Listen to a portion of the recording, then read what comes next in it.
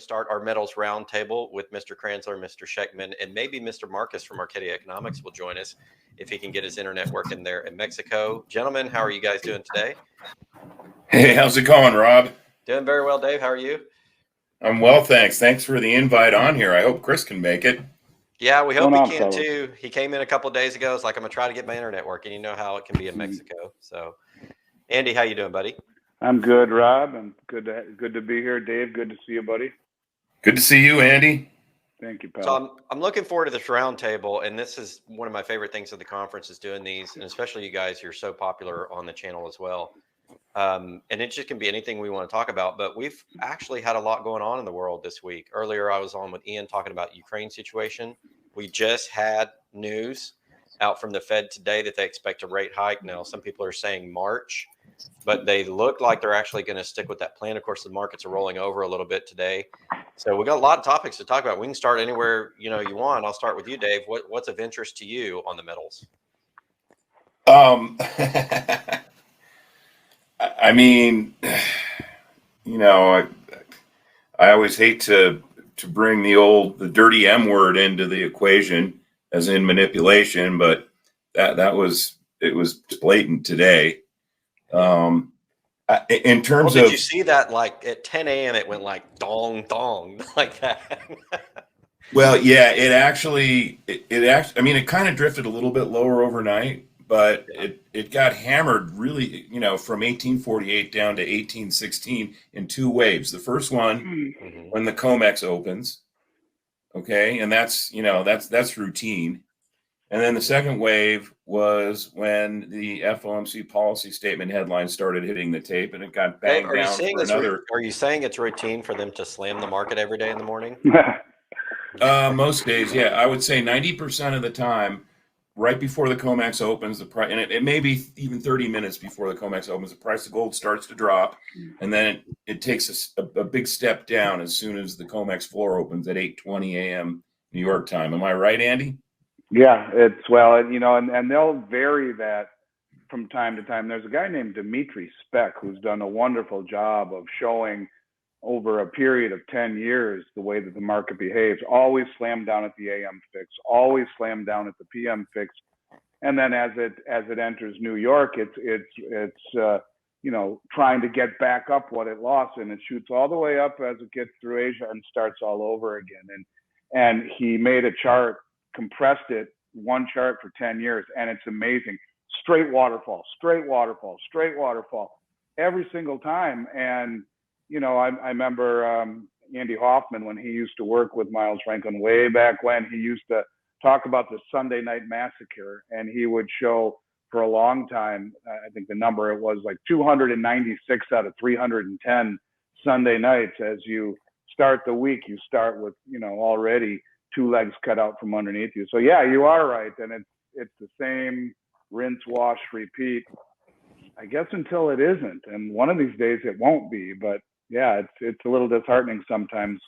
One other thing I'd just like to say, you hear about whenever we see the market pull down, because there's so much margin that it's always a rush to liquidity. And I'd like to dispel that rumor and say, I don't think it's a rush to liquidity. No one sells on this end. I think what it is a delinking of the rationale that people employ to buy this stuff. In other words, the banks that are short, the four banks that are manipulating the market, as you say, Dave, they don't want us finding a logical thread that would tell us to, pare down our equity exposure and move into precious metals. So whenever gold and silver should be going up, oftentimes in an environment like that, they get stepped on. That said, I have noticed that since probably early September, because we've had some, shallow stock market drawdowns, starting in September. And on days when the stock market is getting hit pretty hard, like when I say hit pretty hard, like, the Dow's down over 100 or more, gold actually has been moving higher on a majority of those days. And, ever since August 2020, when the sector kind of peaked, on days when the stock market was getting hit, our sector got hit also. But I like to forever look for when I like to look for periods when the precious metal sector starts to diverge from the rest of the stock market, and like we saw in late October 2008. You recall that, I'm sure. You know, the precious metal sector started taking off again, and they both, the stock market and the precious metal sector, went down in tandem, and the precious metal sector started taking off. The 𝙂𝙊 index doubled between the beginning of November and the end of the year that year, and the S&P kept going lower, and it didn't bottom until I think late March 2009. And it would have kept going lower except for the money printing had started, and it took a couple months for it to kick in and find its way into the stock market. So, you know, I think there's a chance we could be seeing something like that happen again. I mean, if you look at just look up a 1-year daily of, I use GLD as a proxy for the gold price just because it's easy on my stock trading platform. But if you look at a chart of GLD, I mean, it's in a definitive bull trend right now. And GDX, similarly, it's been in a gradual uptrend now for a couple months. I mean, it's real gradual, but it's there.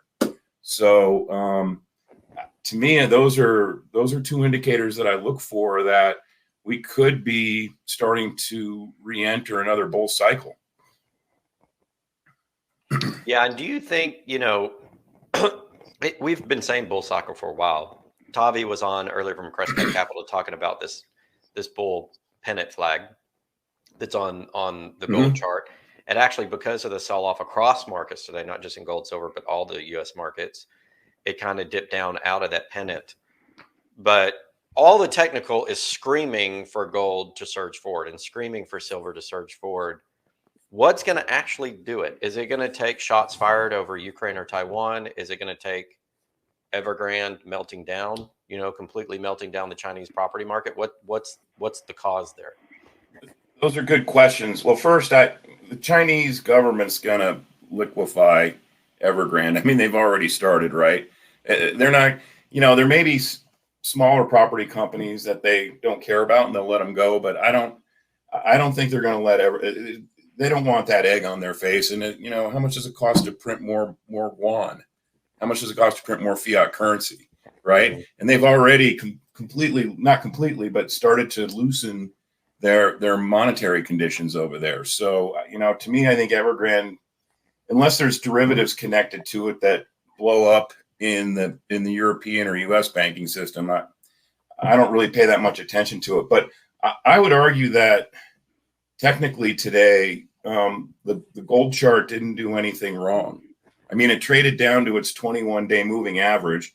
We're still above the 100, the 200, the 50, and it's still in a very nice uptrend that started at the end of September and started to the slope of that uptrend it increased a little bit on starting December 15th. So, I mean, I think technically gold and I think the mining stocks still look good.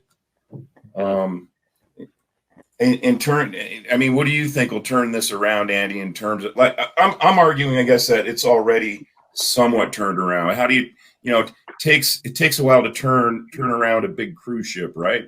I could say the Titanic, but it wouldn't be a good analogy for our situation. If they could have turned down the Titanic, turned it around, they might have. But so this is kind of the pattern that I want to see for a sustainable cyclical bull move. I mean, the move that we had from March 2020 to August 2020, it was like, you know, the high octane momentum traders jumped in right away, and the GDX was up 45% in what, 4 months, 5 months. I mean, to me, that's not technically healthy. So, you know, I'd like to see a gradual uptrend, you know, kind of climb the wall of worry, you know, where you don't have all these guys that are chasing tech stocks that don't make any money, you know, chasing that momentum. I don't want them to migrate to our sector, you know, until we're about 3/4 of the way through with this bull cycle. Because that gives you plenty of time for your investments, Dave, or what's the reason behind that? Because when you get the hot money in there, which is what we saw at the end of 2015, and the market petered out after July Right. 2016, and then the same thing from March, from the end of March 2020 until the end of August 2020. We went straight up almost, and it was hot money that came in and hot money that fled. And to me, that's just not healthy. People look at that and they say, "Wow, this is pretty volatile. I think I'll hold off." I'd rather see a gradual uptrend for the next 6 to 9 months that maybe starts to accelerate, I'd like to see kind of a 2 or 3 year move like we had from the end of 2008 until the middle of 2011. Or I would actually argue that we had the best bull move that we've had so far, the healthiest one, went from the middle of 2001 until March 2008. And that, so that's almost a 7-year cycle. I mean, we had a couple periods where there were some uncomfortable pullbacks, but I mean, that was basically a 7-year move. And there wasn't really any hot money in the market back then, as Andy can attest to. It was just us tinfoil hat gold bugs. So Andy, what's your thoughts? I know you've been involved in this industry for a very long time. You move the metal, you see it at the ground floor, you see what's going on with physical. When does a spot price catch up with all this demand we have in physical? Well, I mean, you can cite technical analysis, but I think technical analysis in a market that's managed loses a lot of its predictive power. I mean, you look at gold, it's above most of its moving averages, or really close to it. And I think when we talk about the demand, it's very obvious. We've all talked ad nauseum about silver's demand in industrial applications that are expanding in green and digital. We've talked about a monetary renaissance. You hear reports all around Europe right now that they're limiting what people can buy in precious metals. You have the UK mint that ran on a blanks a few months ago. We haven't received anything from them in quite some time. You have the Austrian mint that was hit really hard by Omicron. You have the US mint, which has been the model of inefficiency for the past 2 years. The Canadian mint, which struggles mightily to keep up. You have all of this massive demand, and I think it's very obvious with proof of demand in many cases. I would argue overwhelming supply. It's just that the law of supply and demand. When you read about that or learned about that in high school, they omitted the chapter for COMEX manipulation, and that's a big deal. It's not going to change until the 4 commercial banks that are holding down the price allow it to change. But there's an old saying that you can only manipulate a market in the direction that it is going, and this is what's different. Maybe for the first time ever, a generation of people, many of which have done very well in cryptocurrencies. Whether or not they've acknowledged gold, they understand it now as really an antithesis to the dollar, somewhat the same cloth that cryptocurrencies were born from. You have an expansion in interest and understanding, and I think that the days are numbered of these commercial banks to rig the market. But I would submit, a lot of people are talking about this big position that Bank of America is holding, 800 million ounces in silver, and I don't know, 20 million ounces in gold. It just seems to me that there's a bigger player involved here. And, I think the U.S. government has a vested interest in manipulating things right now when the world reserve currency is hanging on by a thread. But you don't have to look any further when you talk about demand. That's a 31-year record this year. Central banks purchasing over 4,500 tons of gold. And so you have the central banks, the commercial banks, the sovereign wealth funds, the retail public globally, the expansion in industrial applications. And you look at an asset class in an environment where all asset classes are blown to hell in terms of value, where you can't find real price discovery. And you look at silver and gold, and it's the fact that people aren't noticing it is shocking to me if they're not. But I will simply say to you that the pieces are in place. But the truth of it is until the banks feel the heat enough and decide to get out of holding down the price, until there is a new price setting mechanism, not the COMEX, I think we're going to have to deal with this. But if you realize the inevitability of much higher prices, it makes acquiring it at these levels a lot more palatable. I'll say that at least. I'd just like to interject one point here is that, the banks can't keep the price repressed for long periods of time, because otherwise the price would still be at 250 where it was, when it bottomed out in 2000, 2001. That's right. So, Yep. and you have to look at it over a longer term. It's more like a managed control, or, Bill Murphy and 𝙃𝙍𝙊𝙎 came up with the concept of, or the term, a managed retreat, right?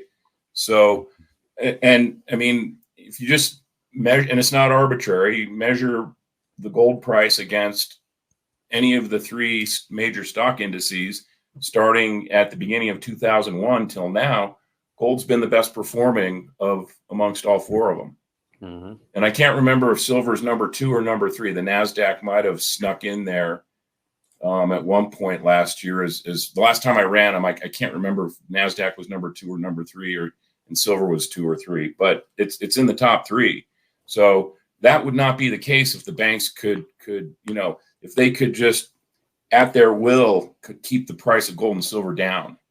And the other thing that I would want to point out is that India in 2021 imported the most amount of gold, physical gold, that they've imported in a long time. It wasn't a record year, but it was up there. And this isn't like, gold bars that the Indian central bank buys and leaves them in a vault in London to be rehypothecated. I mean, this is actual gold flowing into the country. And that doesn't measure the amount of gold that gets smuggled into the country. It's been estimated that's anywhere from 200 to 300 tons. China's gold importation, it was up, I can't remember the exact number. I know for the last couple of months it was up 45% year over year. It might have been up 45% for the whole year. I can't remember, but it was up considerably in 2021 from 2020. And remember, Russia said they were going to stop buying gold for a while. Well, they've I don't know if they ever stopped, but they've shown some healthy increases to their gold reserves also. So, I think at some point, and especially as these ESG initiatives and green initiatives really take hold, and especially these green technologies, solar, EV batteries, et cetera, they use a lot of silver. And I mean, as there's projected to be a supply deficit in 2022. I don't know if an economic depression will affect that, but clearly, if in a normal global economic environment, if there's going to be a silver supply deficit, even in a recessionary environment, the supply of physical silver that just people want for industrial use, forget investment. There's going to be, it's going to be tight. So to me, that's the kind of thing that's going to, I wouldn't talk about when will the banks themselves stop trying to control the price rise of gold and silver. For me, it's more like, when is the physical market going to blow it open? And I mean, that could happen any day. It could happen this year. It might take a few more years. I don't know. Yeah, I agree with you. With all the risks we're seeing, we've got massive geopolitical risks going on now, which we weren't necessarily talking about 4 or 5 years ago. It's almost like the U.S. is on a double Cold War front between China and Russia. I mean, it's not just Russia this time. It's like the U.S. is pissing off everybody, right? You've got these massive property market risks. I mean, 4 months in a row, the U.S. property market's slowing down. It's decelerating. It's not rolling over just yet, but it's on its downward slope. 4 months is long enough to say, we were at the peak there. You've got massive financial issues. All I know when I worry about this shit and what to do is I hold this, right? This is what I hold. There's nothing else that I put in my hand and makes me feel better about the situation. It's this, or it's the golden version of it. That's all. That's it. And nobody can convince me. There you go. Nobody can convince me of anything else. Am I wrong? Should I be buying bunches of Bitcoin? Should I be going out there buying apartment complexes? Or is this it? Because that shit is going to hit the fan. It's going to hit the fan. And it's where I know, being an investor for the last 30 years, the one thing I know is you have to be properly positioned, right? What else would you put yourselves in? Nothing. Tech stocks and Tesla, dude.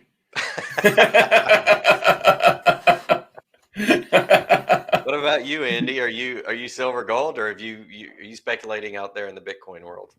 No, And no. anything I mean, else? you know, you and I have talked a lot about Basel III, about gold's role in the world. I believe in my heart, ultimately, that's where we want to be. However, as you can see by my shirt, courtesy of my buddy Keith Newmeyer. So if you're out there, Keith, thank you for sending me this. I love it. I'd like to buy a bunch more if you got them.